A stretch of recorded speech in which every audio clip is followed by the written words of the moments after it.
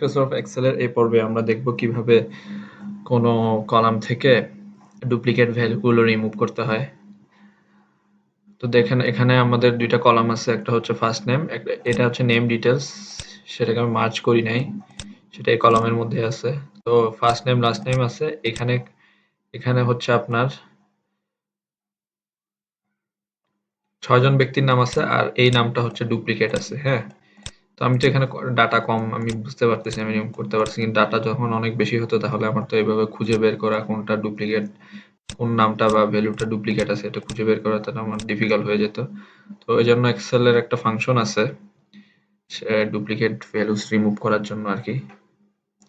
তো সেটা করার জন্য আমাকে প্রথমে যেই কলাম থেকে আমি ডুপ্লিকেট ভ্যালু রিমুভ করতে চাই সেই কলামটা সিলেক্ট করতে হবে, সেই ভ্যালুগুলো সিলেক্ট করতে হবে। এরপরে ডাটা ট্যাবে যেতে হবে। ডাটা ট্যাবে দেখেন এখানে ডাটা টুলসে রিমুভ ডুপ্লিকেট বলে একটা অপশন আছে, প্রেস করতে হবে। এখন দেখেন ওরা বলছে what do you want to do, expand the selection or continue with the current selection. আমি যদি চাই যে শুধু এই সেকশনের ডুপ্লিকেট ডাটাগুলো রিমুভ করব তাহলে আমি প্রেস করব continue with the current selection. আর আমি যদি এই দুইটা কলামের ডুপ্লিকেট ভ্যালুগুলো রিমুভ করতে চাই তাহলে আমি এক্সপান্ড দ্য সিলেকশন করব, সেক্ষেত্রে আমাকে সিলেকশনটা এক্সপান্ড করতে হবে।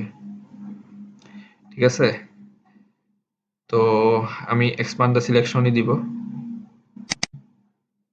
এখন দেখেন ও সেই সিলেকশন মানে দুইটা কলাম ছিল, দুইটা কলামে সে সিলেক্ট করে ফেলছে এবং কলামের কিন্তু নেমগুলো বলে দিচ্ছে যে নেম ডিটেলস এবং কলাম বি। এই এক্সেল সাধারণত তার এই কলাম বরাবর যে ফার্স্ট রোটা থাকে সেটাকে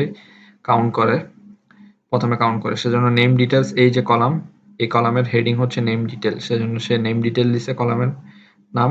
আর এই কলামের কোনো হেডিং নেই, সেজন্য সে কলাম বি ধরছে।